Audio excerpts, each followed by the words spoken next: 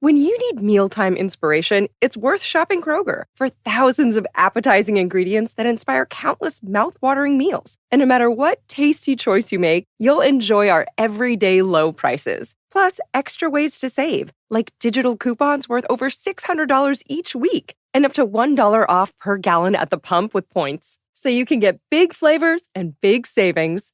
Kroger, fresh for everyone. Fuel restrictions apply. Welcome to Mind Love, episode 338. Today's episode is all about the deep impact of childhood experiences on adult love. I am going to protect myself by creating a narrative in my head to prove the belief system that I inherently have embedded in my somatic shape, right? That I'm not special. And so I'm going to protect myself by looking for all the clues that prove that right. And so the way to kind of come out that is we call it disconfirming beliefs.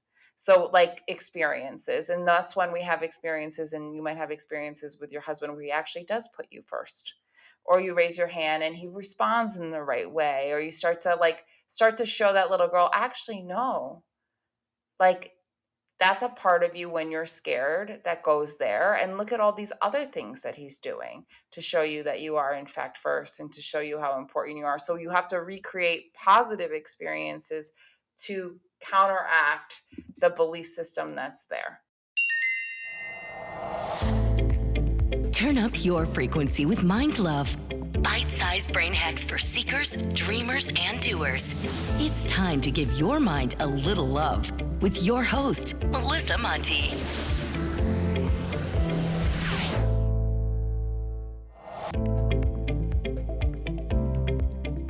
If this is your first time giving your mind a little love, don't forget to subscribe to the show.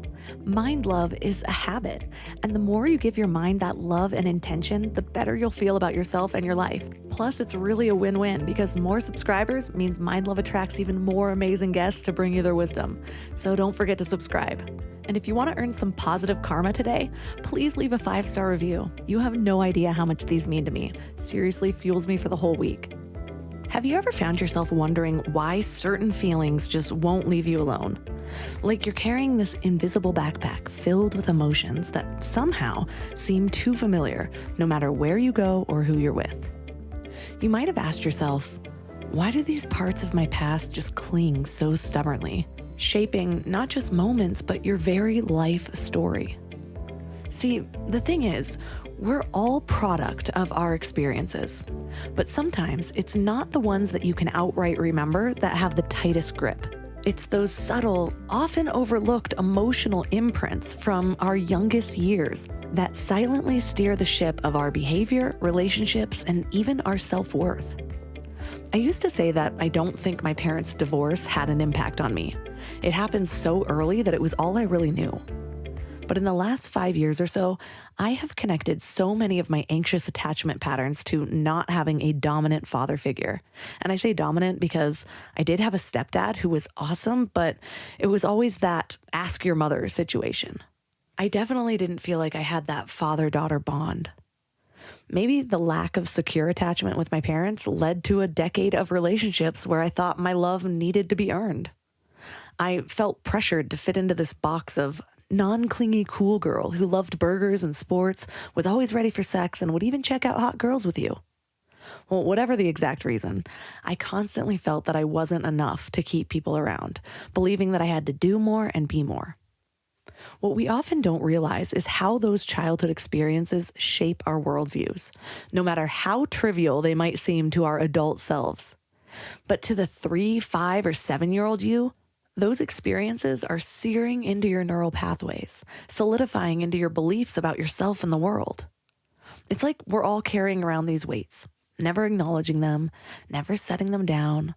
But what's at stake isn't just happiness, it's the richness of life. It's the ability to connect authentically and the chance to step into who we are meant to be. But here's the kicker. These same shadows, as painful as they can be sometimes, also have the power to lead to our most profound understanding of ourselves. So today we're diving into just how much of our adult selves are blueprints scribbled into our young minds. And our guest is Jessica Baum. She is the founder of the Relationship Institute of Palm Beach, and she's helped thousands of clients with her unique approach to healing, the self-full method. So 3 key things we will learn are the unspoken emotional impacts we make in relationships, how to manage anxious attachments, and the powerful steps to sit with your past wounds, understand their impact, and start to heal.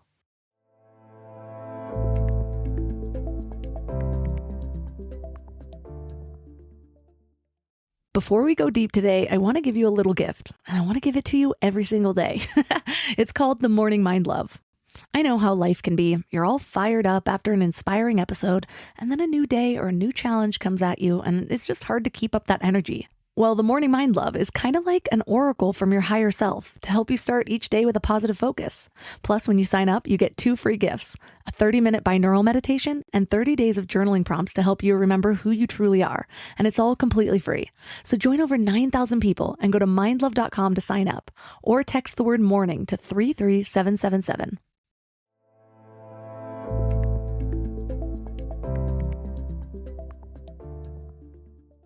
And now let's welcome Jessica Baum to the show. Thank you so much for having me. So what inspired you to focus this part of your life on anxious attachment? Oh God, there's a long story behind that, and it's just years of doing my own work and working with family systems and couples. I'm an imago therapist, which is like a special trained couples counselor, and I started to see dynamics play out in my private practice. And of course, my personal journey is in this book. So I just wanted to get everybody this information. It's like, this is why we're suffering. This is what's going on in your body. I'm not the only person going through this as a human. And as a professional, I'm helping people work through it. And I just felt like that information needed to be out there. So tell us about your experience with it, because I know a lot of times people are like, well, they're a therapist, they've got it all together. Oh God, no. I mean, I am a psychotherapist who has struggled with quote unquote codependency, which is really what anxious attachment, really codependency is just a word that's made up that kind of describes certain traits and behaviors of people that have a lot of anxiety and people pleasing and whatnot. And I struggled a lot when I was younger, and I'm constantly working on myself. And I think I'm very vulnerable, and I'm probably more vulnerable than the average clinician or professional that writes a book, because I think not only do I want to be the expert who has studied this, but I also want you to know that I'm a human that has also suffered through this as well. And it just helps you feel like less alone in it, and we're in it together. And people really appreciate that we-ness of my book. Yeah, I feel like that's why this podcast has been successful, is because I've gone through the shit to come out and wash myself off. And so I also appreciate just the differentiation, because I learned about codependency back when I was in a codependent relationship. But it took me a really long time to pick up that book, because that word for some reason just didn't resonate with what I was going through. I was like, I don't feel dependent. I feel like I'm saving somebody. Like, what is going on? And then when I learned about attachment theory, the word choices, I was like, this is me. And so I didn't even really realize that codependency and anxious attachment were so similar. So tell us, what is attachment theory? Yeah, so attachment theory was discovered in the 1950s, and it is really based on science, and it's based on how our nervous system and how we develop in terms of our earliest attachments. And so with our primary caregivers, we don't come out fully developed as human babies, and our nervous system and our organs, we're sensing into the world, and we're learning how to trust the interactions with our primary caregivers. And through the interactions and how our primary caregivers see us and attend and co-regulate and are there for us, we develop circuitry inside of us that helps us anticipate how connection is going to be. And because connection is a biological imperative, we learn a lot of adaptive strategies and develop embedded patterns in order to stay in connection. And so there's 4 different categories because we like categories. And I can go through them if you want me to. You're shaking your head.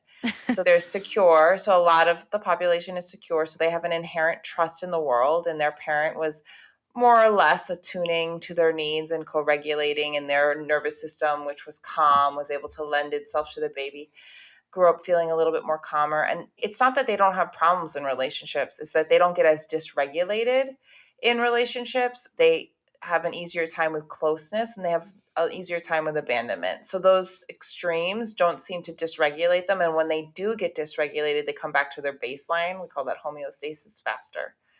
And then there's 3 insecure types. There's anxious, avoidant, and insecure. And all 3 of them struggle in different ways. And I write a lot about anxious because that's what I identify with, but they all struggle with closeness and feeling safe in the world. So anxious people tend to lose themselves and attune to their caregivers. So we're really empathic and we can sense the room, and we self-abandon in order to feel what's going on with a parent. So we're always the first to know, things, and we can read things, and we're almost like we can check the temperature outside of us before we check the temperature inside of us. And there's the other hallmark of anxious is inconsistency. So we're expecting the shoe to drop. So we can get into connection, and then we're like, are we going to stay in connection? Or our core beliefs could be around, I'm going to be left, or I'm unworthy, that kind of thing. And then you move to avoidant, and a true avoidant didn't get their emotional world seen into. And so they struggle with emotion, and they shut down. They can shut down, and they can be more independent, and they can be more quote unquote self-sufficient, which is an adaptive strategy actually that takes you out of connection.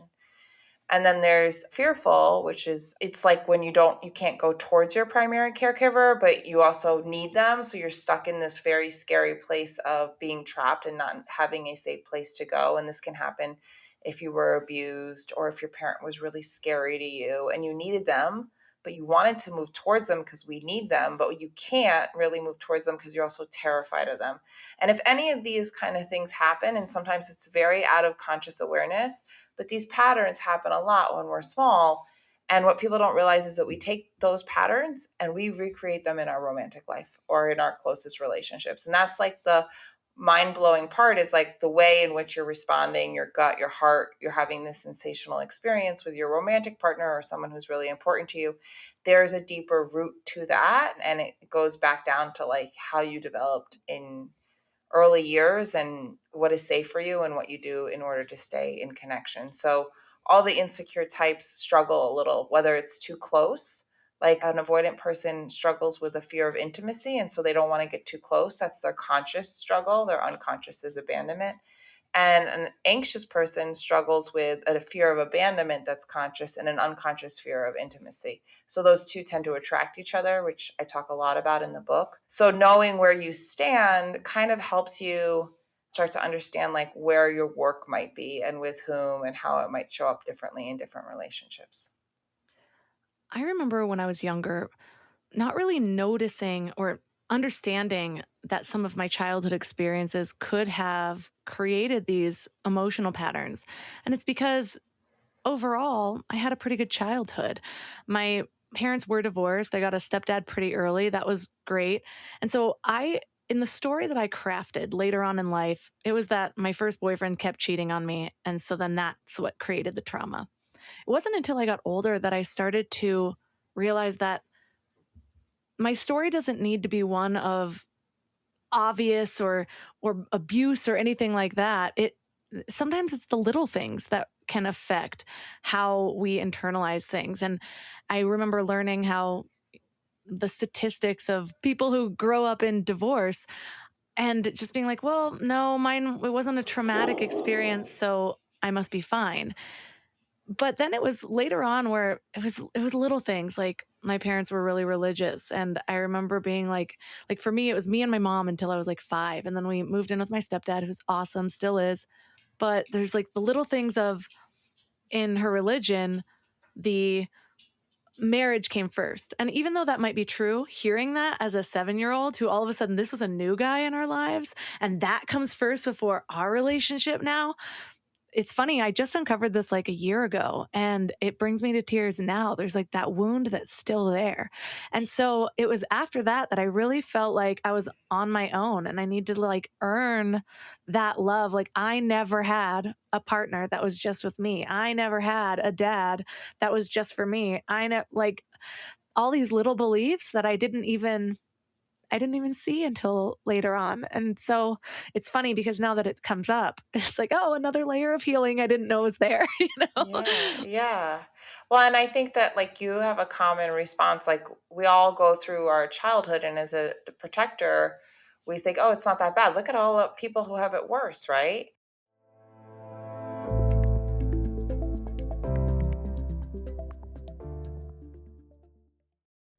You know what's funny?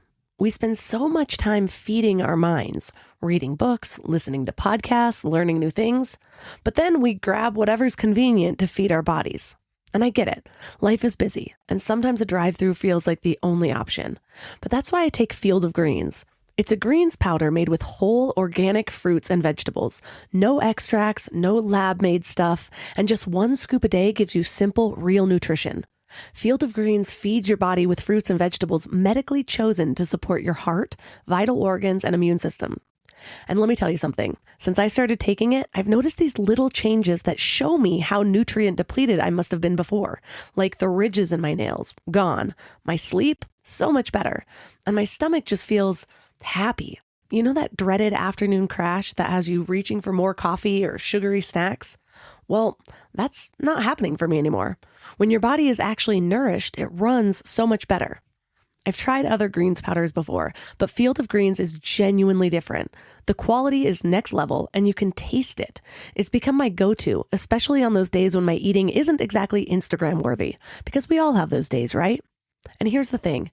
They are so confident that you'll love it too, that they offer a 100% money-back guarantee. That's how much they believe in their product.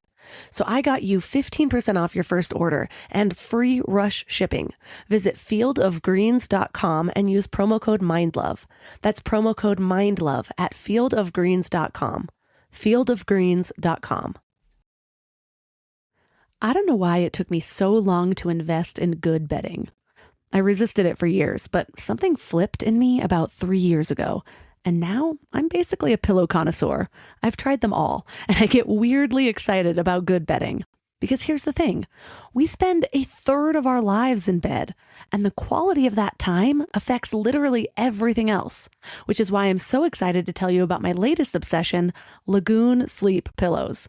What sets them apart is their matching system. You take a quick 2-minute quiz about your sleep style and your preferences, and then they match you with your perfect pillow. I was matched with their Otter pillow, and I am so impressed. Lately, I've just needed more support, and this seems to cradle me in all the right places. I'm also low-key obsessed with their travel pillow, which I use for way more than just travel. I actually hug it, use it as leg support, and of course, take it on trips with me. Well, the secret is in their adjustable fill. You can add or remove it to get that perfect alignment for your spine. A study even found that the right supportive pillow can improve sleep quality by 63%. And Lagoon lets you try their matched pillow for 100 nights risk-free. Free returns, no questions asked. Falling asleep has never been easier. I toss and turn less and just wake up feeling refreshed every morning. Go to lagoonsleep.com and take their awesome 2-minute sleep quiz to find your match. Use the code MIND for 15% off your first purchase.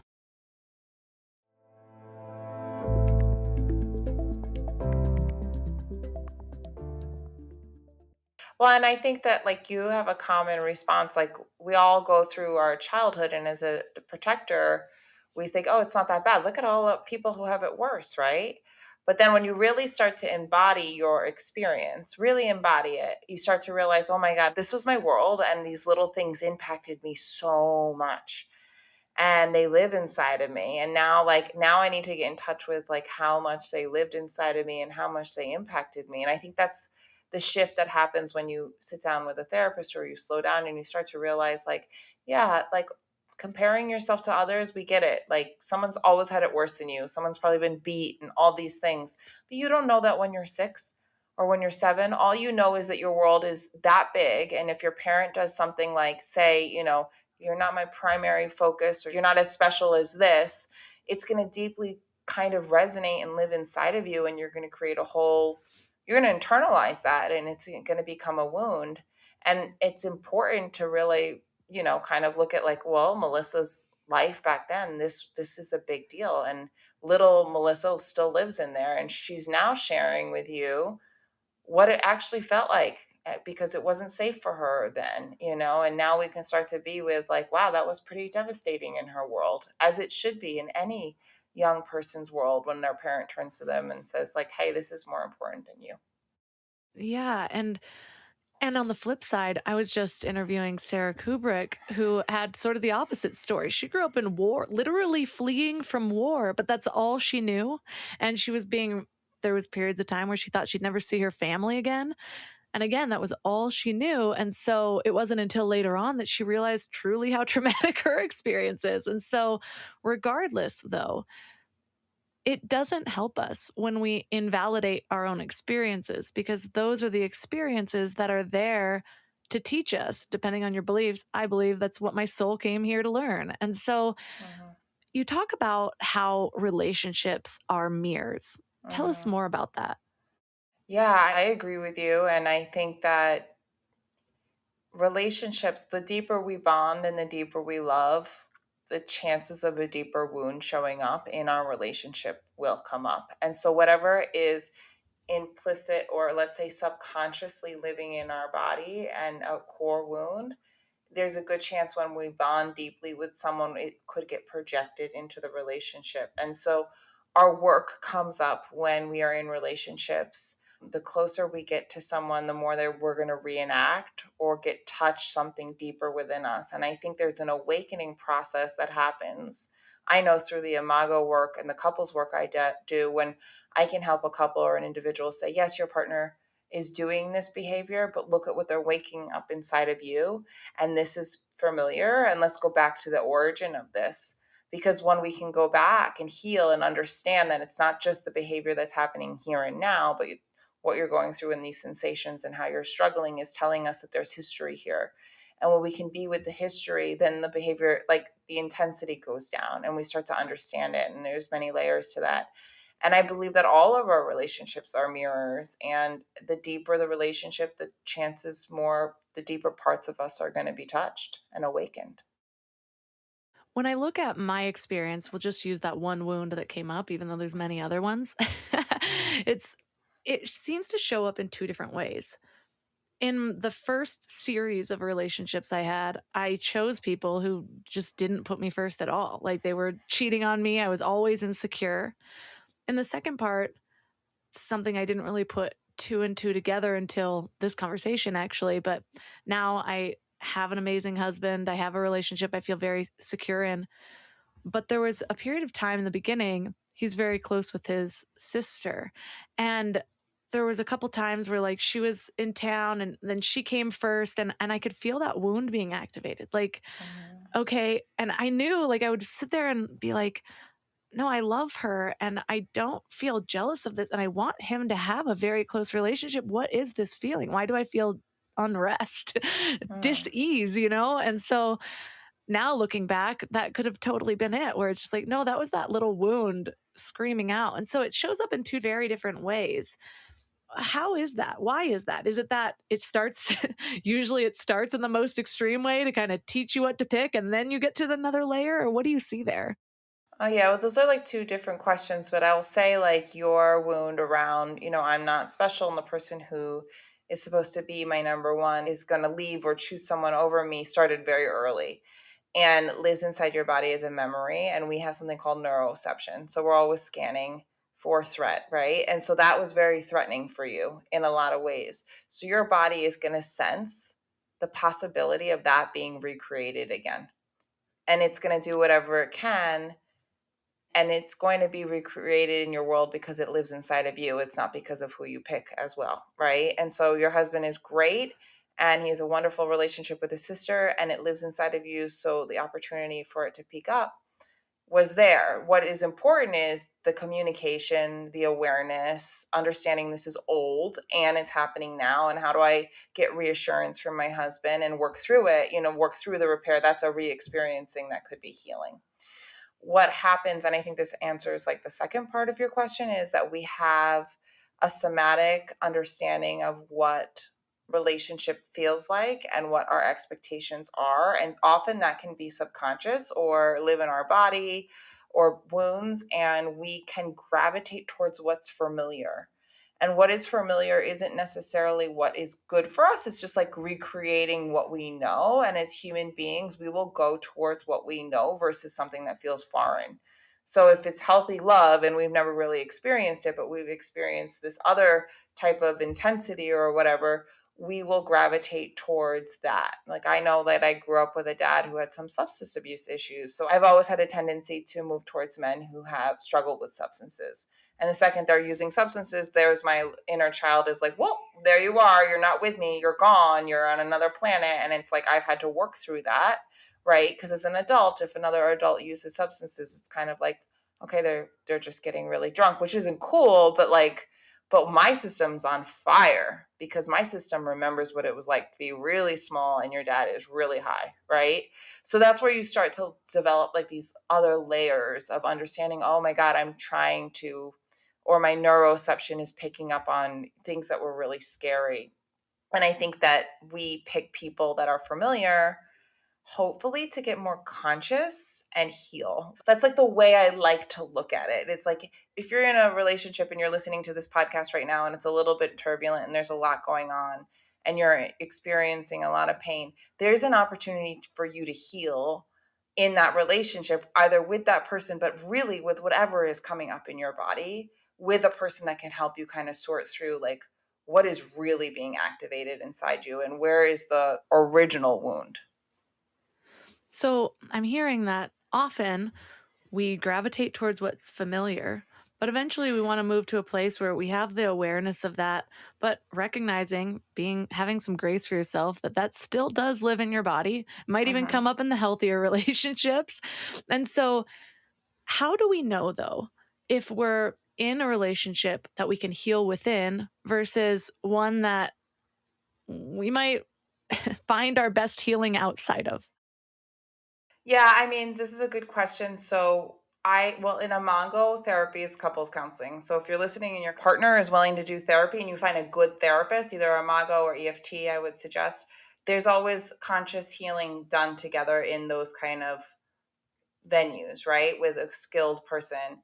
But sometimes we're in a relationship where our partner doesn't want to heal. And there's two things you can do. Like a lot of people aren't ready to leave, and the work can still be done with you and someone else's nervous system who can actually show up and be present for what that relationship is bringing up inside of you. And so when you start to heal, what leaving or not, the allure and working through it becomes clearer and clearer as to what the right path is for you. But automatically you can choose to do the work with, and we can talk about what that actually means to do the work with, like what you need to do that. But you can do that at any point with anyone who's capable of doing the work with you in any relationship that you're in. And if the relationship is really toxic or the other person really, really can't do the work with you, eventually what happens is that person usually ends up leaving because it's too painful to stay in those types of relationships. Yeah, I am the type of person that always found it difficult to heal within a relationship. But I also noticed a different pattern where I always found it easier to just run. And so I am still finding that balance. I mean, now my life is so different. I'm in this stable family. I have children. There's nothing to run from anymore. But I used to fully move cities, move friendship circles. And ultimately, as much as I felt that was healing while it was happening, it just created this form of isolation. And also, I think I didn't trust myself to stay or trust other people to stay. And so it developed a different kind of self belief. I was developing negative beliefs just in kind of falling back on that pattern every single time. And so there is definitely some benefits in, working through. As somebody who never had siblings or anything like that, I was always the lone wolf. And so that's something I'm still figuring out as well. But you also talk about how everyone that we have an intimate bond with, whether it's a partner or family, we enter an emotional pact with them. Tell us about that. So I talk about the unspoken pact. So we meet someone and our adult selves meet them, but we have little boys and girls inside of us. So sometimes it's like, I'm going to make you never feel alone and I'm going to make you feel really special. And it's these like unspoken promises that are like pretty much impossible to keep. They're like what later we're like, you make me feel so alone because that aloneness lives inside of you, right? Or you make me feel so not special because that's really their core wound. And so the pact gets made of the fantasy, kind of like, you're going to take care of this for me. And then usually explodes later when you realize that that person can't save you from your loneliness or can't save you from, not feeling special. And those feelings are going to come up even in this relationship. So I talk about like kind of how that happens. It's disillusion, kind of being disillusioned at some point. And like what you were saying, running, I talk about the nervous system. I talk about the automatic nervous system freeze, but particularly you're talking about flight, which is still a fear response and an adaptive strategy for someone who's more avoidant. If I'm really, really uncomfortable, I'm just going to change the situation because then I can get out of the feelings that are making me uncomfortable. And that's your adaptive strategy to survive. And it's worked for you. But unfortunately, it stops you from doing the work and possibly working through what's coming up for you if you were to stay in those connections. And people with that adaptive strategy often say that they're pretty lonely. Yeah, this relationship is 10 years strong. So hopefully I'm doing some of that work, but I can still see it comes out in friendships. We moved to a mountain town back in 2020 and I've gone through such highs and lows. There's such a great community here, but I frankly don't have a ton of time to really invest. So then I'll see a birthday party online and I'm like, oh, I wasn't invited to that. And it's all those wounds. And I'm like, but you're also not making the effort. It just comes up. It comes up. It's always going to come up until I'm still figuring that one out. For sure. We all are. We're all still doing the work all the time, and just trying to get more conscious of it. So, what activating or deactivating strategies can we use to help us work through these wounds? Yeah, I mean, I don't know that we'd ever want to activate ourselves through the runes. I mean, and I don't even know that it's about deactivating. I think it's about bringing awareness to the wound and bringing the wound to someone who can help hold it. So we keep wanting to meet the wound. We don't want to avoid it. We don't want to medicate it. We want to meet it and like be in the presence of someone who helps us can bring it to its origin and re-experience it in a new way and keep doing that so that we can tolerate the wound differently and we can hold it differently and we can start to make sense of it differently. Sometimes when I discover a new wound, a new layer of work, it's like all of a sudden my mind is flooded with all of my past experiences that back up that story. And in a way that's kind of good. You can see the thread so that you can move from there. But in another way, I used to find it very easy to kind of sink back into that. Like, oh, I've never felt like I was number one. Oh, this person that I know does love me, he said this back on our second date, and he said this before. And all of a sudden, the problem feels bigger than before you have uncovered it. How do you coach people or advise people to work through that? Because I know it's a pretty common thing. Yeah, it's like a protector. It's like, I really don't want to get hurt. I've been hurt a lot. So I'm going to start to case build and look for ways in which this is true. So I'm going to prove this belief system true. I'm not really special to this guy. Remember what he said in 1999. Remember that statement that he said? And I know the other day he didn't, he picked up Sally before me or whatever the case is. I am going to protect myself by creating a narrative in my head to prove the belief system that I inherently have embedded in my somatic shape, right? That I'm not special.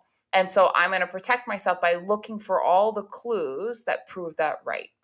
And so the way to kind of come out that is we call it disconfirming beliefs. So like experiences. And that's when we have experiences, and you might have experiences with your husband where he actually does put you first.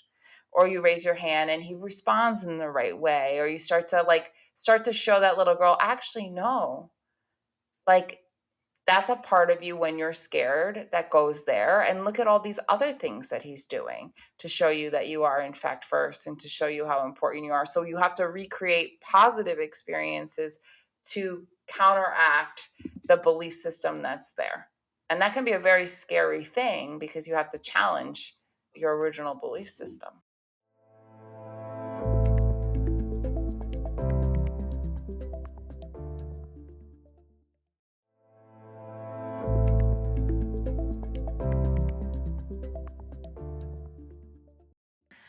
That is one of the keys I use for anything I'm trying to move toward. And it's funny how sometimes you can have a blind spot, like, oh, it won't work here, but it works everywhere else. This is my number one method. And so I'm all about creating that evidence. But it's so funny. Every single time I do this, it's like I'll go down to write. I find it easier to write. Sometimes I use a voice recorder if I'm on a walk or something like that, if I feel like I'm avoiding doing the work.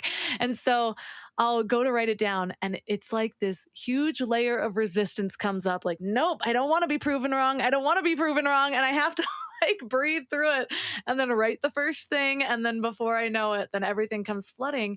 And it feels so much better. But it's like my mind is trying to convince me that staying in that story feels better than healing from it for some reason. Well, it's trying to protect you. The irony is it's trying to protect you from your biggest wound, which is I'm not special. So if it stays in that story, it can stay on defense. If you come out of that story, you get more vulnerable and you could potentially get hurt more. So that's really a protector thinker when she's in there and she's working hard to prove a point.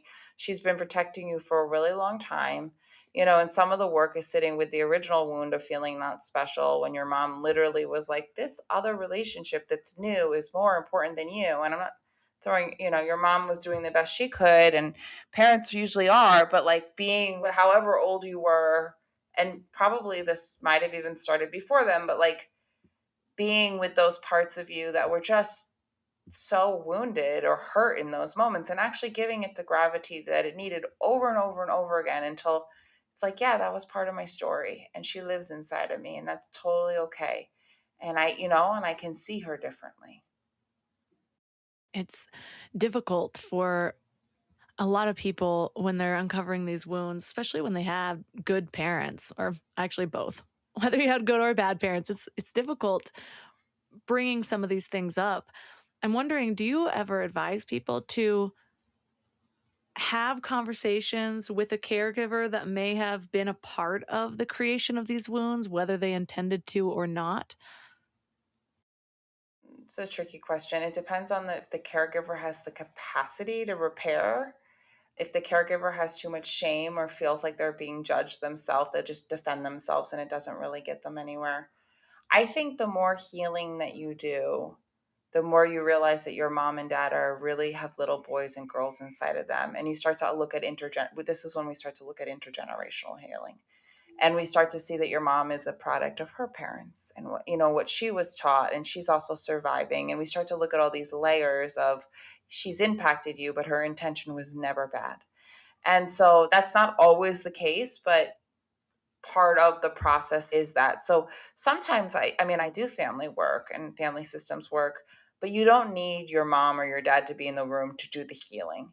And when you do heal yourself, you start to see them differently. You start to see your grandparents differently. You start to understand, how things have gotten passed down, nervous systems, belief systems, all of that. And you start to have so much more compassion. And that doesn't come right away. I was mad at my dad for years. And my dad's parents are Holocaust survivors, and my dad wasn't really emotionally available. And I used to get really upset, and I'm sure I picked a whole lot of men, because of that. And I won't even get into my mom.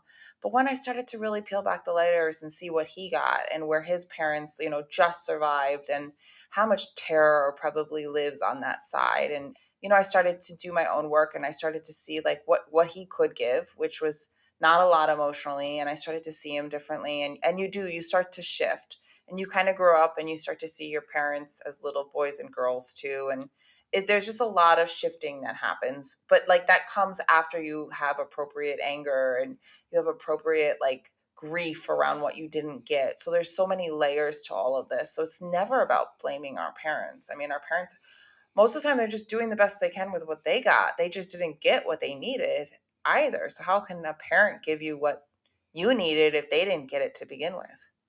And I imagine so much of the healing for me will come at that phase of when I have children. Like there's already been a lot of understanding. My oldest is almost 3 now, and there's already a lot of understanding in different areas. Like my mom was breaking molds.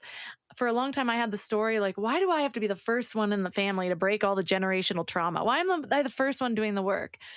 But when I look back, first of all, my dad had it really bad. His story was worse than most people I've ever heard. And my mom, great parents, but they didn't show that love. And so I remember even being younger, my mom telling me, like, my parents didn't say I love you a lot. So this is important to me. And so I knew that from such a young age that I was trying to break that pattern with my grandma. And I was constantly telling her I loved her and trying to get her to like open up a little bit more. And so it's funny though, because it's like when we get into our own stuff, all of a sudden I'm only focused on my wounds and woe is me. But if I step back and it's like, okay, she got me to this point. Where would I have started if she didn't take those few steps forward? And so just being thankful that I've at least been placed unaware or a situation where my nervous system can kind of rise above what it was before instead of just getting through survival mode. And so I imagine, especially as I'm growing, my parents and I have very different, like, spiritual beliefs. But even then, I started realizing, oh, wait, you took me out of class for that lesson because you didn't agree with it. And I thought she was a whack job back then. And now I'm like, I'm not sending my kids to public school. And so it's like, oh, how the tables have turned. Are my kids going to grow up and be like, my mom was a whack job too?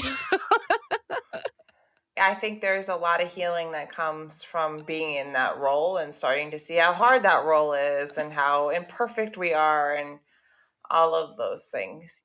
Yeah, there's something called conscious parenting too, which kind of is this also this idea of like I said, like our partners are our mirrors, but our kids are also our mirrors in terms of like what's really coming up of us. So we start to really see the whole world differently when we get more aware in that way. So that's pretty cool. Another thing you teach about is the belly brain. How does it function in helping us to get out of that survival mode and move to the more rest and digest state? Yeah, I talk a lot about sympathetic activation and like it's not necessarily the belly brain, but if you've been scared and you're listening, you know you can feel it in your gut. There's a memory center in your gut that's attached to fear.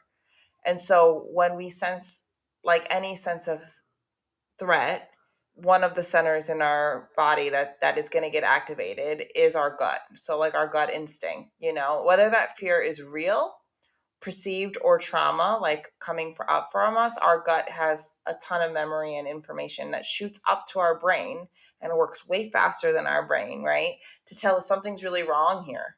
And we really need to listen to that. And our heart also has a memory center in it too. So our embodied brain is really our skull brain all the way down to all of this. And all of this is an information highway where 80% of what we're perceiving in our environment, in our room right now, comes through our body and up through our brain. And no one ever thinks of it that way. So it's just getting into those spaces where memory is stored and embedded trauma gets stored in our fascia, in our gut, and in our heart. So when we become more embodied and we slow down and we start to do more of our work, we start to kind of unpack some of these experiences that actually live in our body, which is pretty cool. That's where they get stored until we're really ready to handle them. So you mentioned how you also dealt with anxious attachment. How does it still come up for you? And like walk us through what you would do if you could feel those feelings rising.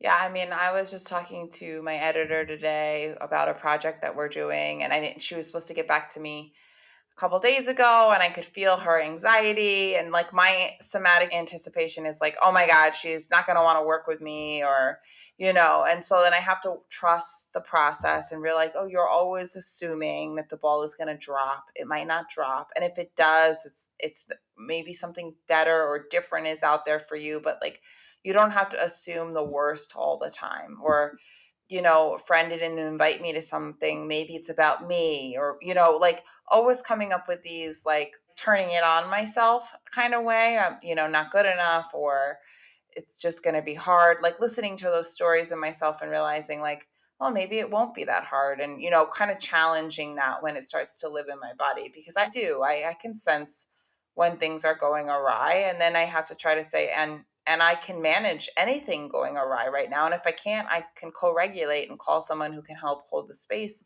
for whatever fear it is that I'm dealing with, or whether it's real or imagined. And so, what does it look like when somebody, say, I wanted to be the one to hold the space for someone else? What does that look like? Yeah, so that's a great question, because I think a lot of our culture is like, I'm going to fix it. I'm going to tell her what's wrong. I'm going to tell her how to handle it. And it's like holding space. I call it anchor, is someone who's non-judgmental, supportive, and just with you. Validating, okay, I know you're having a really hard time. I know it's really scary to wait, or I know this is really hard for you in the moment. Can I just be with this part of you? And so that's the re-experiencing that we do kind of in therapy too, without fixing it. So we want to find people who can just be there and not have to fix. People who really want to fix or get really uncomfortable, it's because they have a hard time with the sensations that's coming up with them. So they're avoiding it by fixing, but they're not even consciously aware that they're doing that. That was my like go-to thing. I'm like, I don't understand this relationship problem. Like, it's very clear. You just need to move on. And that got me into some trouble in my 20s. People don't really like to hear that, even if you feel like you have the clear path. Right, right. Well, that's what made sense for you. Say we are realizing some of our tendencies, it's not quite healed. A lot of my life has been around, figuring out who I really am and creating a life based on that, so that I'm not just following other people's versions of success, falling into old patterns, whatever it is. But where's the line of saying, okay, I'm anxious avoidant, so I'm not going to get into sales?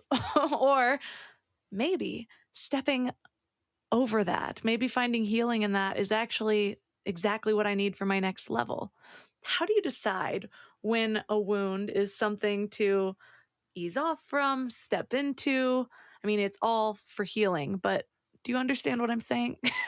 Yeah, I kind of understand. I mean, the first thing that came to mind was like saying in line with your authentic self. And I think that in order to stay in connection and survive, we disconnect from what we really need and want. And that's very, very normal. So kind of getting in touch with your truth and helping someone help you vocalize what you need and want. So if you really want to be an actress, or you really want to be whatever it is, that you're connecting with what your truth is. And if you're not connected to that, it's because you disconnected in order to survive. And that's also very normal. And we lose authenticity when we're scared, because we can do a lot of things to survive, which is disconnecting from ourselves. So that's one thing. And then, the other thing you were saying is, how do you know when to push yourself kind of out of your comfort zone? I've definitely done that in my life. And I'm like, is this masochistic of me that I'm picking a medium? Like, I'm not a great writer, and I'm like trying to author books, and I'm not a great public speaker. And that's what I'm going to try to do next. And it's kind of like listening to yourself, like, do you want to try it, and what part of you wants to try it? And is it like something that you have to prove to yourself or your mother or the world, or is it something that you inherently just want to try and do to challenge yourself? And so asking yourself those deeper questions kind of within, I think that's important. Yeah, I like to look at it. Is this limiting me from a bigger vision that I have? Am I creating a different life because I'm afraid to go to this one? Or it all takes those questions, because you can create a story around anything. So that stillness and being like, does this feel right? Or maybe not for now, but maybe I'll take this little step. So it's all just the choices and getting in touch with spending time enough in silence to ask ourselves the questions and letting the answers arise instead of those patterns. Or, like, I'm going to try to publicly speak soon, trying it. If you don't like it, it's okay. You don't have to stay with it. You can try something else. It's not like you're a failure because you try something and I mean, I've had to tell a couple of people, you've been trying to write this book and it's just not coming out of you. Maybe you don't have to finish it. Maybe there's something else that is calling you. Like, so don't be scared to try, I guess. And also don't be scared to say, I tried it and it's just not really for me.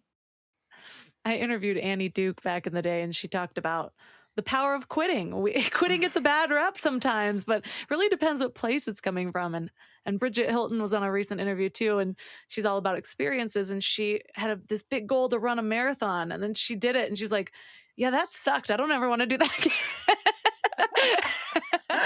I don't blame her. That's not on the top of my list. So that's definitely things that people idealize, and they're like, "I want to do that," and then you do it, and you're like, not really for me, right?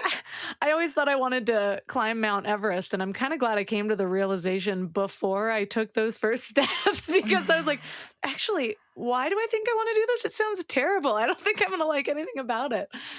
Yeah. So I think really honing in on the why. Like a lot of things I want to do, I'm not good at, but the why is so strong that it pushes me through.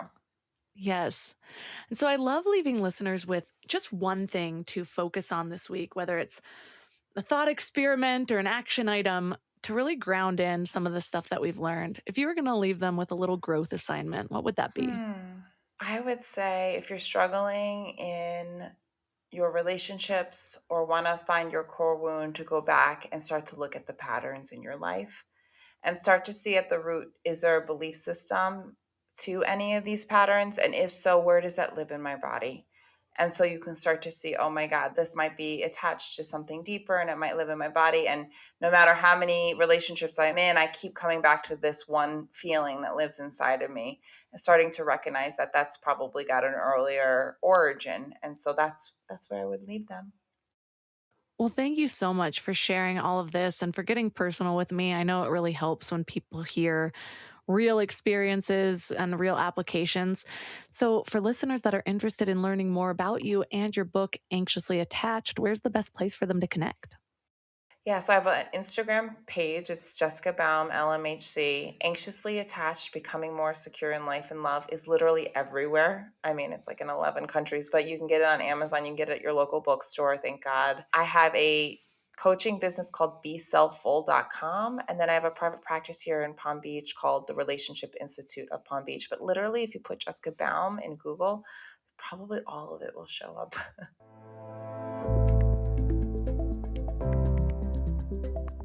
All the links in this episode will be at mindlove.com/338. Your challenge for this week is to start to notice any of the patterns you've had in relationships. If you really want to heal and get rid of these patterns, we first have to be aware of what they are.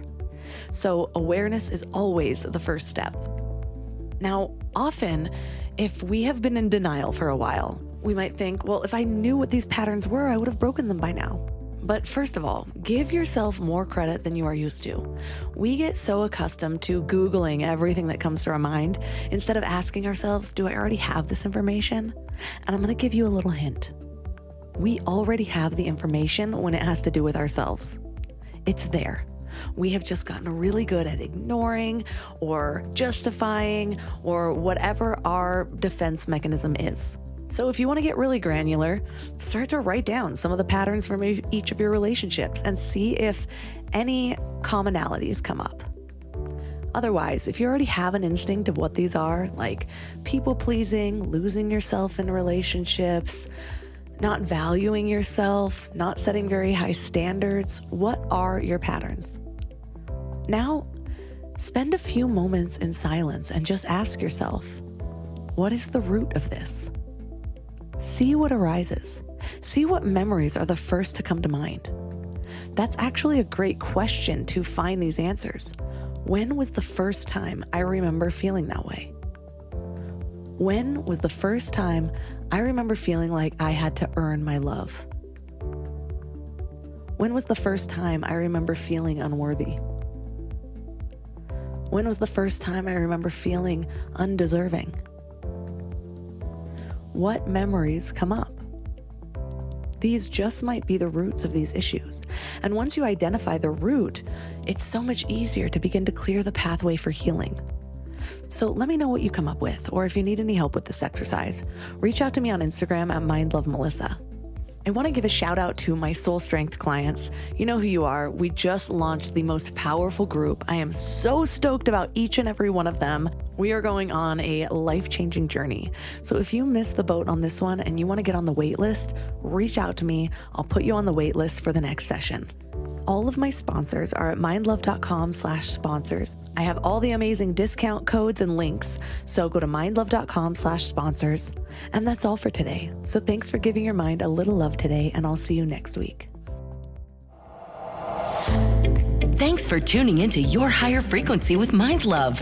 Head to mindlove.com for a free gift to keep your vibes up until next week.